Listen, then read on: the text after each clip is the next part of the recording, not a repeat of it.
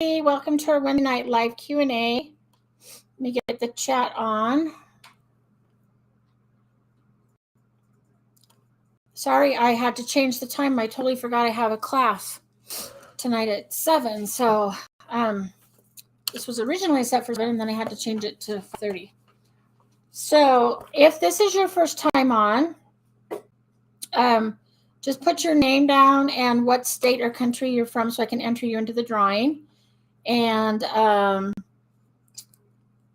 here to answer all of your training and etc. questions. Let me start. I've got names for most people that come, but this is just in case we need to add somebody's name.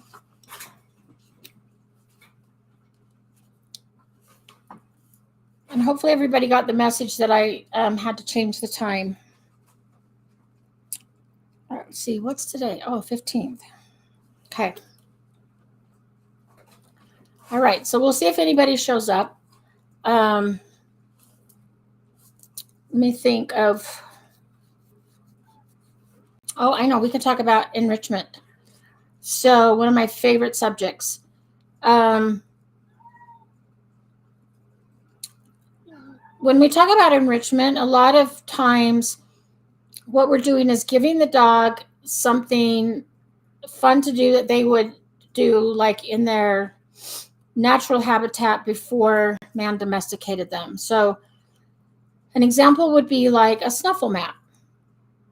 So since dogs are natural foragers, letting them search for their food and hunt in the grass or the snow or in a snuffle mat or something for food is very enriching for dogs. So that's a good example of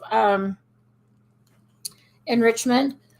I have a puppy board and training with me right now. You probably heard him barking in the background before we started. And one of the things that I did with him the other day in the yard is I just gave him a cardboard box. It did not even have peanut butter or treats or nothing in it. I just gave it to him, let him chew it, let him shred it. He had fun with it.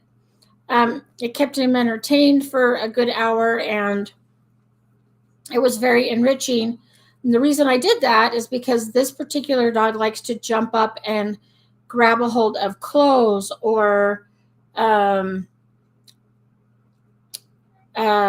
clothes or hands or anything, like anything that you even have in your hand, he'll jump up and try to bite. So to give him an outlet for that, I gave him a cardboard box that he laid in the yard and chewed up. So it didn't cost me anything. Hey, Brian. Oh, I'm so glad somebody showed up. I was worried that when I changed the time, hi, Renee. I was worried that nobody would see that we had to change times. Okay, there's Brian and Renee. So we're just talking about enrichment. And so it didn't cost anything. I just gave it to him. It's a box I would have recycled anyway, and just let him shred it and tear it up. I still have to go out in the yard and pick up the pieces, but that will take all of like 10 seconds. But it gave him a good hour of enrichment and something to do.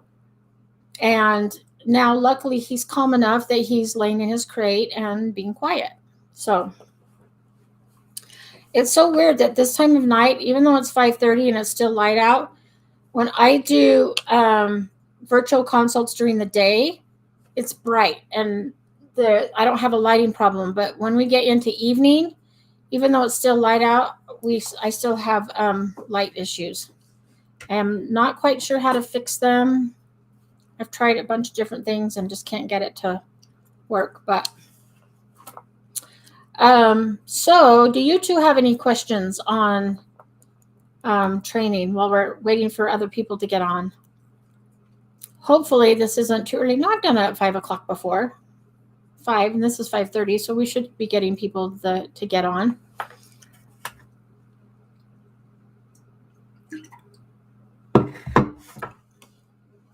I've had a puppy here since Thursday night. Yeah, Thursday night.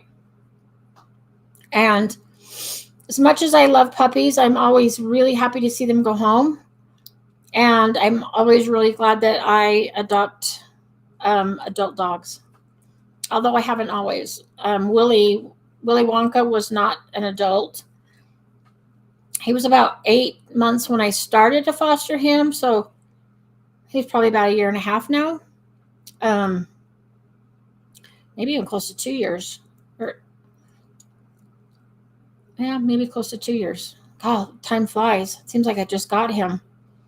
Um, for being a special needs dog, I have to tell you, he is the easiest dog I've ever had. Since he is like ball obsessed, I can put him out in the yard with a ball and he will entertain himself for hours. Just chasing the ball, chewing on the ball, doing whatever. Brian, recall still a problem, but she is good on a lead. Yeah, I feel your pain because my dog is the exact same way, and I'm a trainer.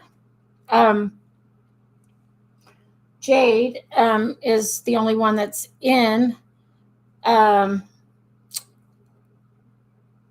Oh yeah, I'll talk about the pool. Yeah, I ended up with a day off today, and I was supposed to go down to Salt Lake City, and then decided not to go, and so I was going to go hiking, and then I was getting ready, and I'm like, oh crap, I can't wear shoes. I have a broken toe.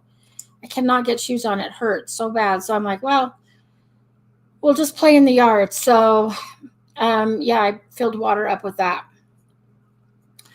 So yeah, I will touch on that. Let me finish answering Brian's question first.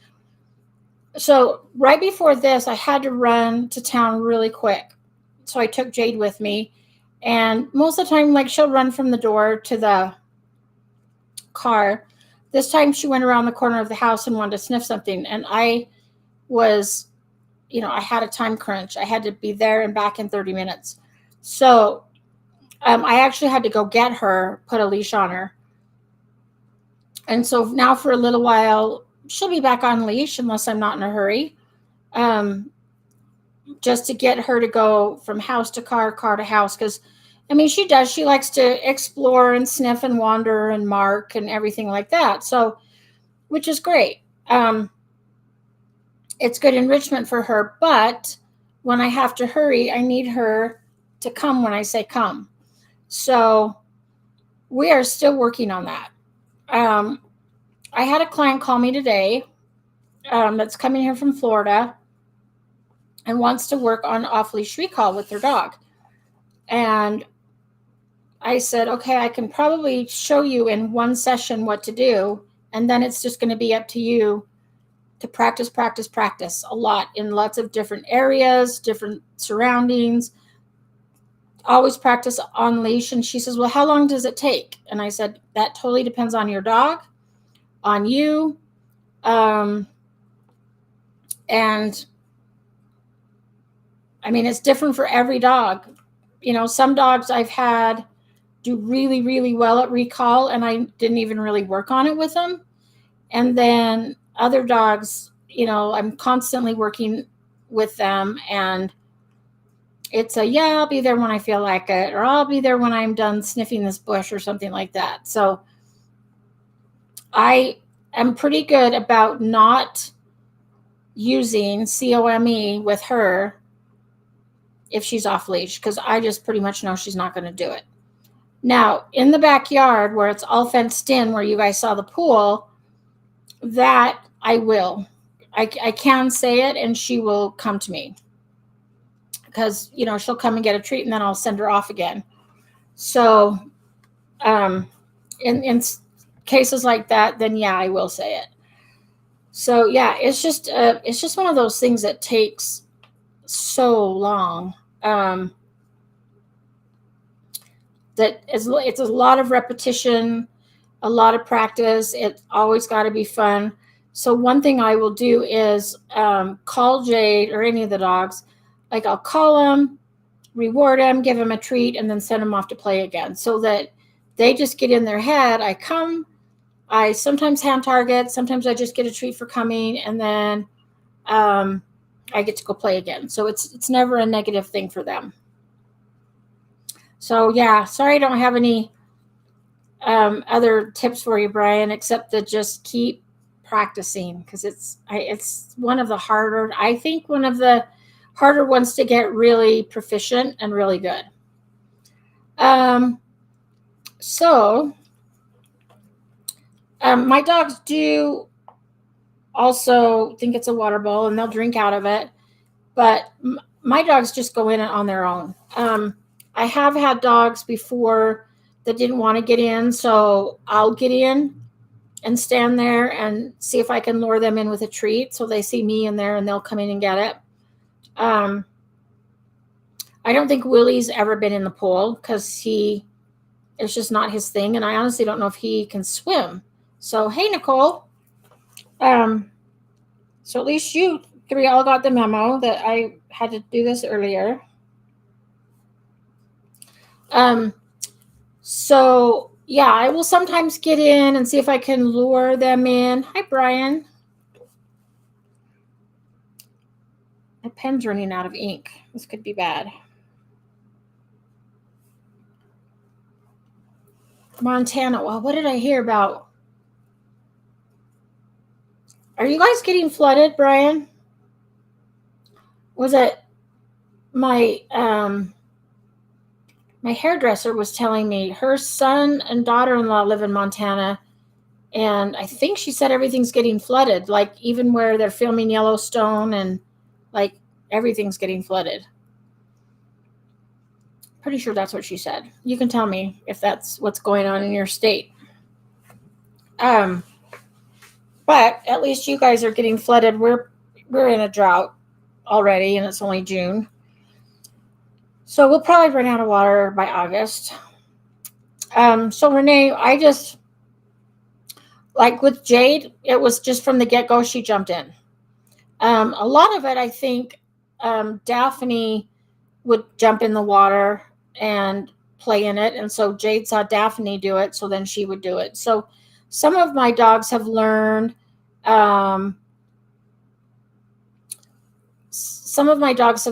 just from other dogs, and others, like I'll get in with them. And then if they don't really want to go in, then I don't make them. Sometimes my dogs will just go in because they're hot. Like they'll go in and just lay down in it, and get cool, and then jump out and run around. So I have it out there for them if they want to play in it. If they want to just go in and cool off, they can. But I don't, really make them. But yeah. Oh, they shut Yellowstone down. Yeah, I wouldn't be surprised. I think she showed me pictures. It was sort of multitasking. Hi, Debbie. Let me write Debbie down.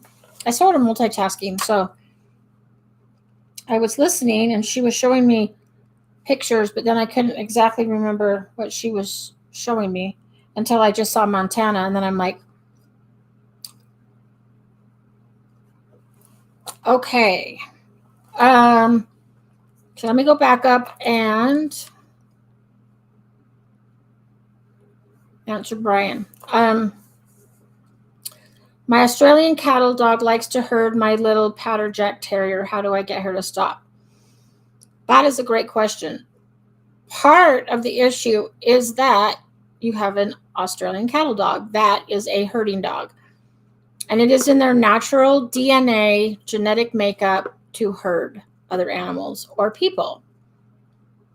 So one thing that you want to do is give your Aussie an outlet for herding, whether that is like doing agility, doing tri-ball, which is just where the dogs like kind of herd a ball into like a net, like a soccer net. So I've never done it, but I've seen it. But that can be a really good outlet for the dog. In fact, one of my trainer friends has a border collie, and she does tri-ball in her backyard with the dog just to give her dog an outlet for herding. So even if you don't like do the actual try ball, like you could get a ball or, 2 or 3 balls and just teach your dog to kind of herd the balls into a net or into a box or something. So you want to make sure that your cattle dog has an outlet for what is a natural behavior. You could also do other things, like I said, like agility. You could do a flirt pole.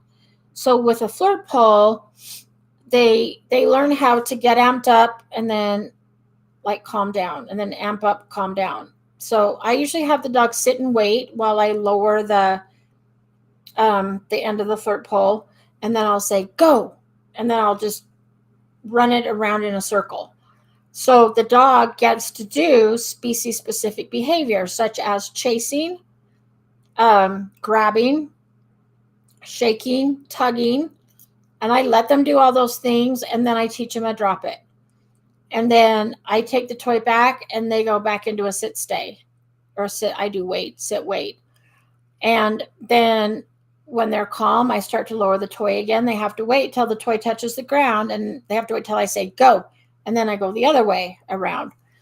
I don't zigzag it back and forth like the toy, because I don't want a dog to make really sharp turns, because it can blow a knee or an ACL or something. So you can teach your dog like a leave it, or just think like, what do I want my dog to do instead of hurting the patter jack?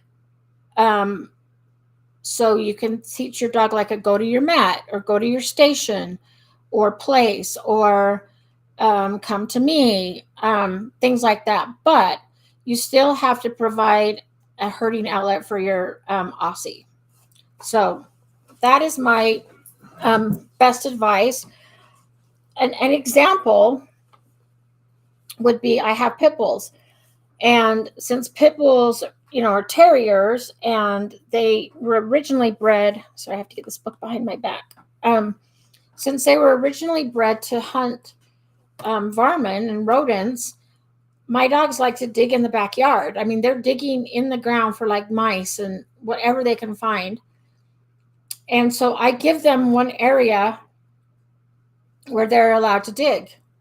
And they can dig in that area to their little heart's content. And you can have like you can make a sandbox, or you can make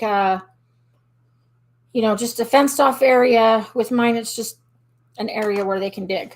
And if they're digging somewhere that I don't want them to dig, I'll interrupt them and say, hey, that's not our dig area. Let's go over here. And then they can dig over there. And sometimes, like, you can hide treats or toys or something in the dirt so that they can dig and find them. The other thing you can use the pool for, Renee, if your dog just thinks it's a big water bowl, fill it up with plastic balls. Trying to think of how many Caitlin got for $10. I think like 250. My neighbor has one for their little toddler. That the kid will just sit in there and play with the balls. We went over there once and asked him if we could borrow it to film an enrichment video. And I had a little French bulldog staying with me at the time, so we took him over, and he had a blast. I mean, if you get on Three Little Pits Instagram, we have a video of Maui playing in the pool with the big plastic balls.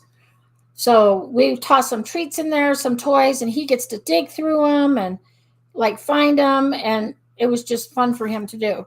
So if your dog doesn't like water, you can also turn that into a big pit that they can dig and, find stuff and have fun. So mainly just finding an outlet for them, something else that they can do with that energy.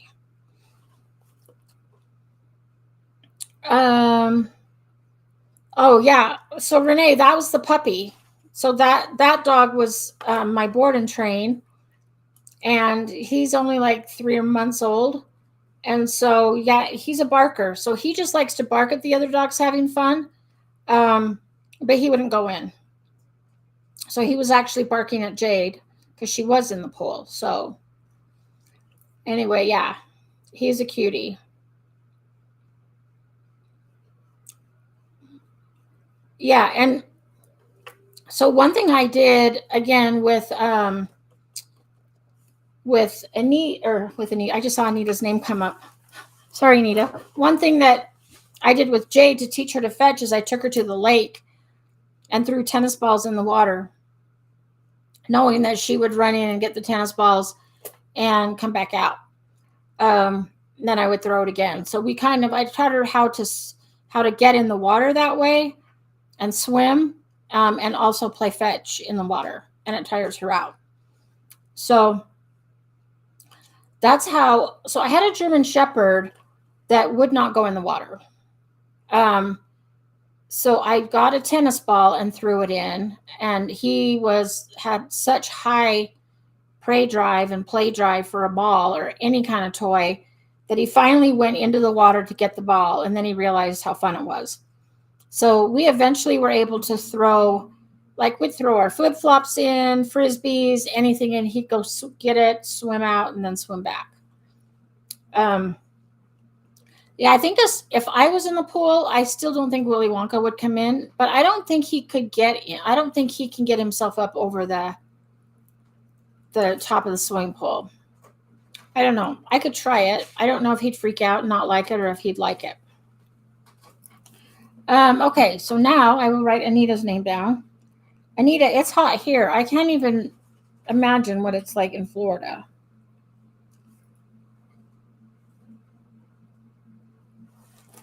Okay. Willow's quizzing for school.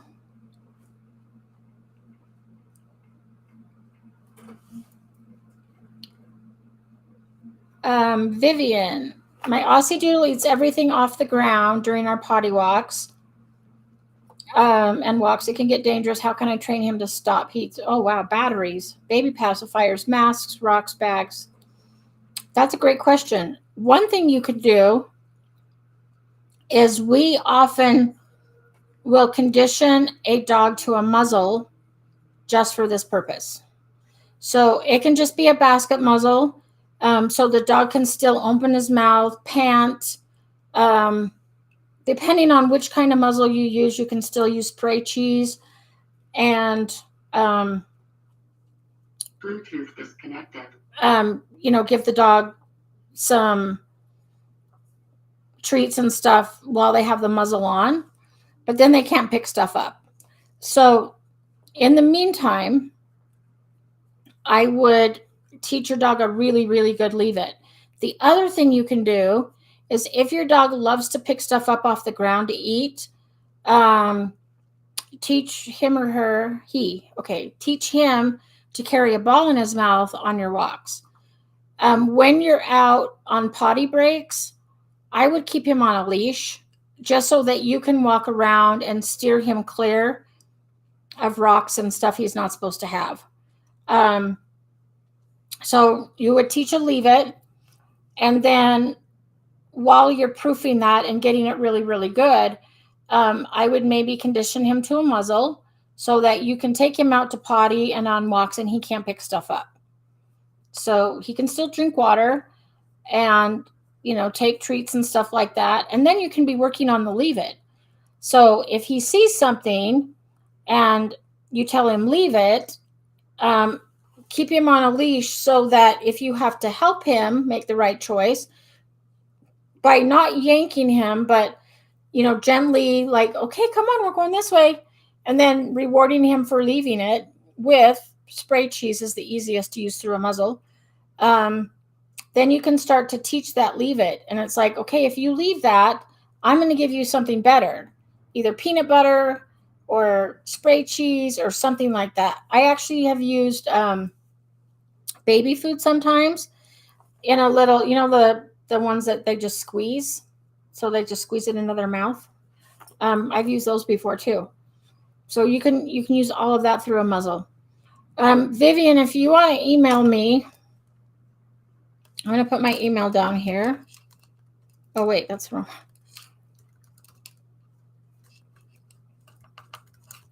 forgot my email for a minute. And ask me for my Leave It handout, and also ask me for a muzzle training video. There's a guy, his name is Shirag Patel, and he's on, you can find him on YouTube. It's Domesticated Manners, and he has the best video as far as how to condition a dog to a muzzle. So he does it really slow and fun, and pairs it with peanut butter and good stuff. And that's what I would do. And then just keeping your Aussie on a leash so that you can help him make the right choice, and kind of guide him away from things like batteries and stuff that he's not supposed to have.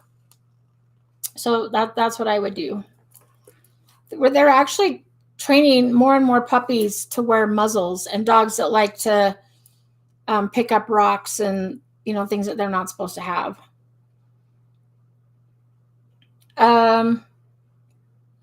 Brian, we have a backyard that faces townhomes, and Peyton sits and watches the balconies, waiting for people or other dogs to come out and barks until I bring her inside.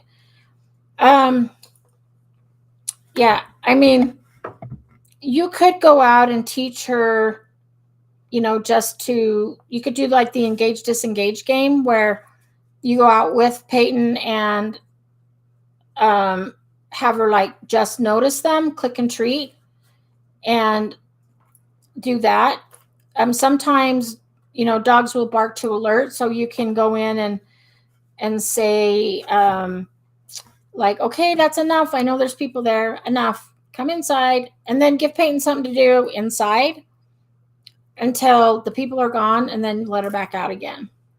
That's what I do with my neighbors are outside a lot more in the summer. And most of the time, my dogs won't bark at them unless they're doing yard work. So if they have the weed trimmer or the lawnmower going, they're going to bark. So I just bring them in. And because it's easier than trying to train 3 dogs to not bark at the neighbors, because it's kind of a game to them. So I just bring them in. That's what I do. And then let them back out. But again, if you wanted to actually work on the behavior, so there is something else you can do. I have a friend that does this a lot with her border collie. So her border collie loves to go out and bark at squirrels and birds. So she actually taught her dog a recall. And so the dog recalls, and at first she would actually have to go all the way out and get the dog. So, and then teach the dog to come, get a treat. Then she releases the dog to go bark. So it works on the Premack principle. So the dog will do a recall, because then that's going to lead to the dog being able to go back and bark. So, and then pretty soon the dog doesn't really want to bark. It's more reinforcing to just, I mean, they get to do it. It's not like it's not like she's prohibiting her dog from barking at the squirrels or the birds.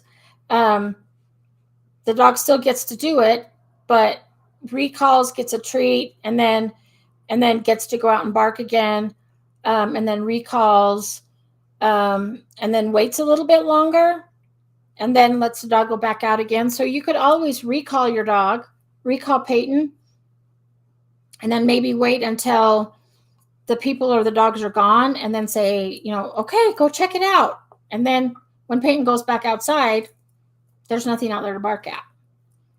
So you could try that as well. And I do have her handout for that. No, wait, I don't. I have her handout for positive interruption. So I lied. I don't have her handout. But I do have her handout for like a positive interrupter, which just means, okay, enough. Like, I got it. There's people out there that you can stop barking now. And how to just interrupt them and then redirect to something else. So an example would be Peyton's barking. You go out and say, okay, Peyton, that's enough. But you're going to pair the word enough with treats. So every time your dog hears the word enough, they know that a treat's coming. And then you can take a handful of treats and throw them in the grass and say, go hunt. And so then redirect her to do something else, which is like, now you get to go hunt through the grass. So you could try any of those things. Hi, Kirsten. Let me write Kirsten down. Oh, I gotta get a pencil. My pen's just died. If your dog stops, then sometimes I will go in and see if I can kind of lure them into the water. Sometimes if I'm teaching a dog to go in, like I'll just take the ball and throw it just right out in front of them. So they take a few steps and grab the ball. And then I'll throw it in a little bit farther, a little bit farther. If a dog absolutely does not want to go in and swim, I don't make them. Because if it's not, just because we think it should be fun and enjoyable and cooling, if the dog doesn't enjoy it, then I don't make them do it. So if you're outside and your dog is really, really hot and you're worried about your dog overheating, you can take water and spray it underneath them, because that's where all the major vessels run, and that'll cool them off. So if they don't want to get in the water, sometimes I'll just splash water on up underneath them and cool them off that way.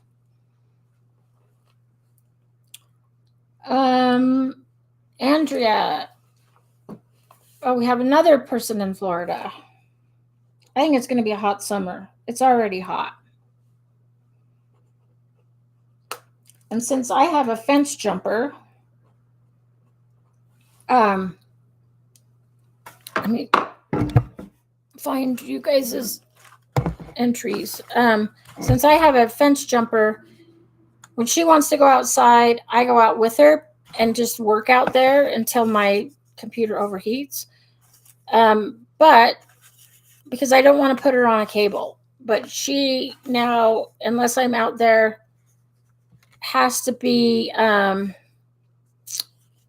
supervised, because she likes to jump the fence and go visit the neighbors, and I live on a highway. So she has actually been found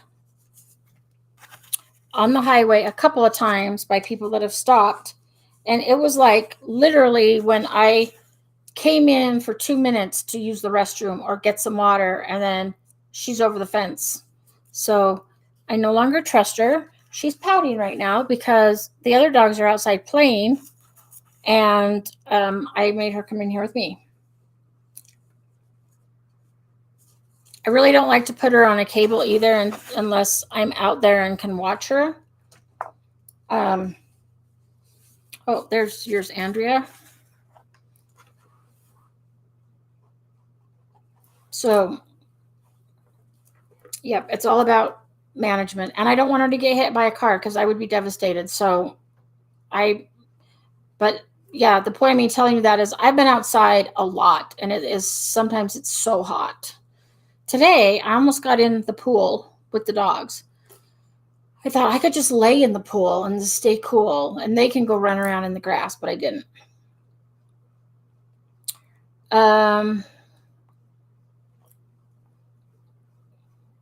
Oh, Andrea, our pup bruised and scratched me up. She was so excited to come to me in the pool. Yeah, mine's just a little kiddie pool, so I usually don't get in with them unless I'm like trying to teach them that it's okay and that it's fun and that it'll cool them off. But yeah, my dogs just kind of go in on their own. I thought about that, Nicole. This one is not deep enough for him to swim in, but yeah, I mean, at some point I'll probably put him in and see if he likes it. I'm just always worried with him that if something happened with his back and he was in the pool and he couldn't get up, that he would drown, even though it's just a kiddie pool. I wouldn't want him to get in and then not be able to get out and somehow drown. So that's why I haven't really pushed it with him. But that is a good idea. I think they tried the underwater treadmill with him, and he panicked, like he hated it. So they stopped. They didn't make him do it. So he's happy as a clam, just chasing his little balls all over the yard. He'll stop every once in a while for a drink. The bad part is like he'll want to be outside with his balls, and then he comes in and pees right by the back door because he forgets to go potty outside. So, but you can't get mad at him because he's so cute. And he's so easy because he just entertains himself all day. Kim and Tim. Hello. Let me write you guys down. I'm glad that everybody got the time change. Okay, I've got to find names so I can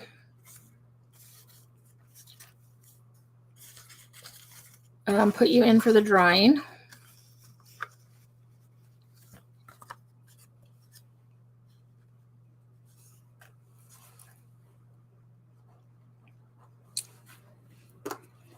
Cindy is also from Florida. Lisa, I do not know how to say your last name, but if you want to tell me where you're from, I will enter you in the drawing as well. I'm going to enter Cindy.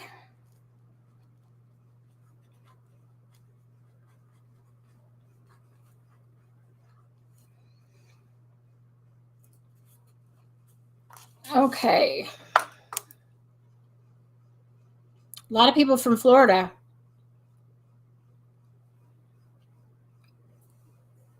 Oh, Pepper has to get gallbladder surgery. Oh, that sucks. I'm sorry. When is Pepper getting that done?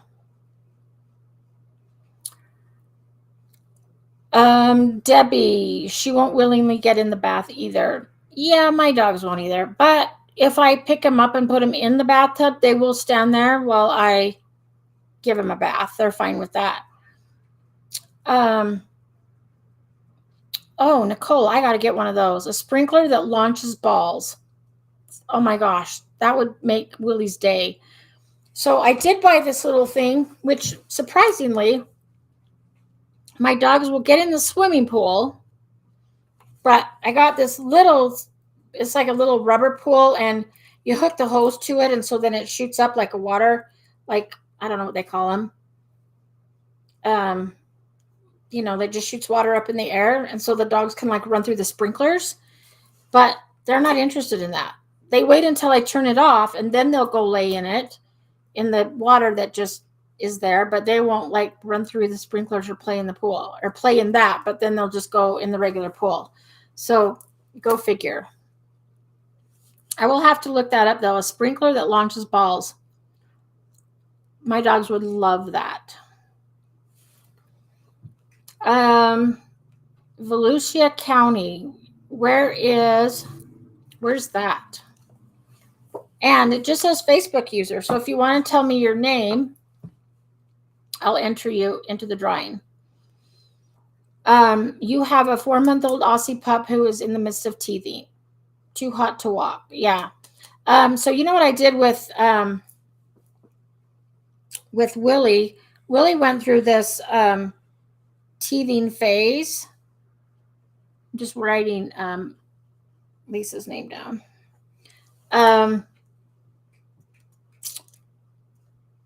I gave him some enrichment boxes. So he went through this teething phase where he was chewing furniture, books, anything that was paper, cardboard, anything like that, he was chewing up. And so I gave him some cardboard,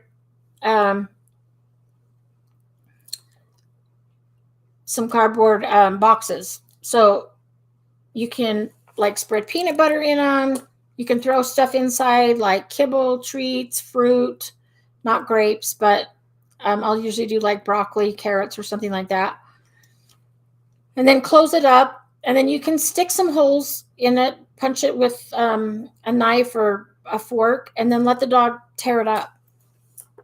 So then they get to bite into the cardboard, rip it, shred it, get what's inside. I've never seen a dog actually eat the cardboard. And then it doesn't take that long to just clean it up when they're done.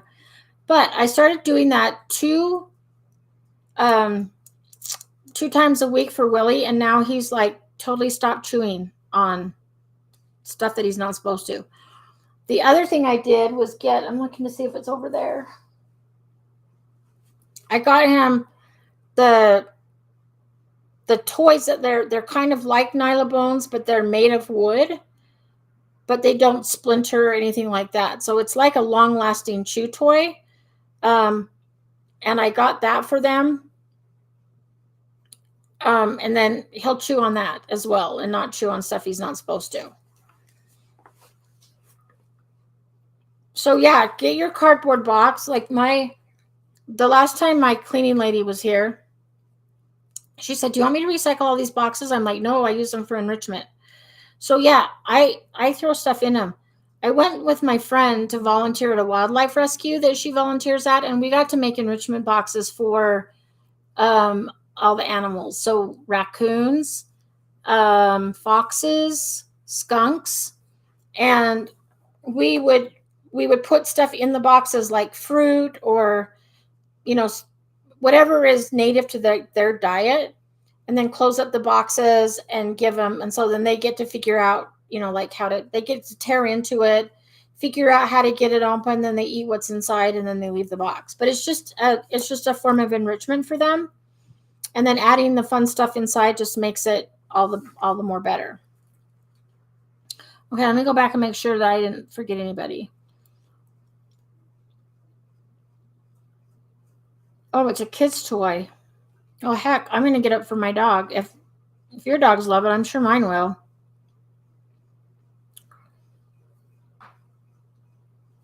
Oh, Sela. Okay. Let's see. I got to find one more name and see if you guys have any other questions.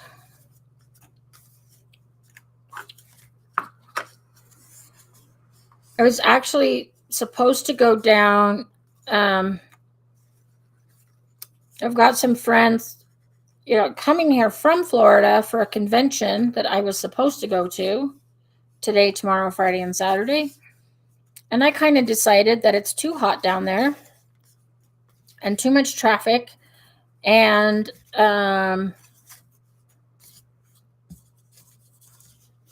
so I'm probably going to bail and not go. I mean, I bailed today. I didn't go. Tomorrow I thought, it's just like, it's so hot down in the city. It's hot here, but I'm kind of up in the mountains and it's still hot, but all right. Let me just go through quickly and see if I missed anybody or missed a question. And then if nobody has any questions, we'll do a drawing.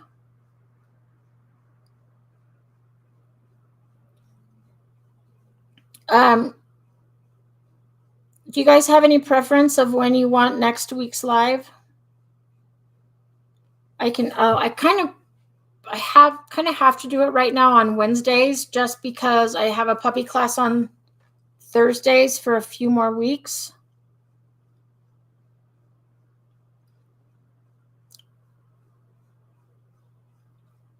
And I usually have a class on Wednesday nights that I like to go to. So, but I can always skip it and just do one. But I like to switch the times around. Just to accommodate Pacific time and East Coast time.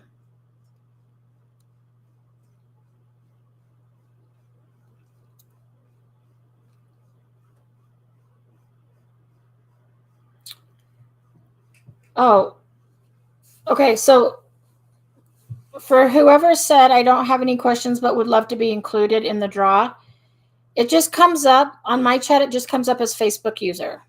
So you give me your name. Oh, Julie, you made it just in time. Give me your name and where you live, and I will definitely add you into the drawing.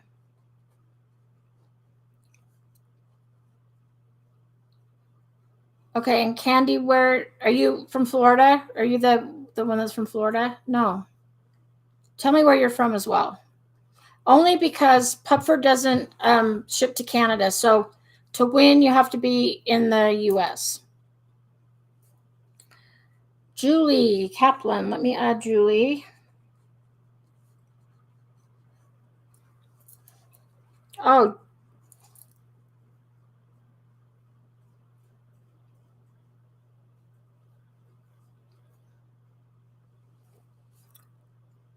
okay. Yeah. So at some point, I'm hoping that they'll start to do Canada. I know that they'll ship to Canada with treats that you order, but it's expensive for them to ship. So right now the drawings are just in the United States. So sorry, but we'd love to have you come anytime and bring your training questions. Julie, this is the end just because I had to switch the time. So it was 7 and then I switched it to 5:30.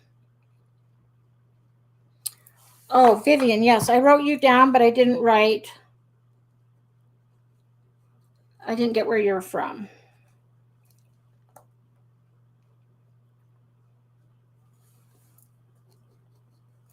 Okay.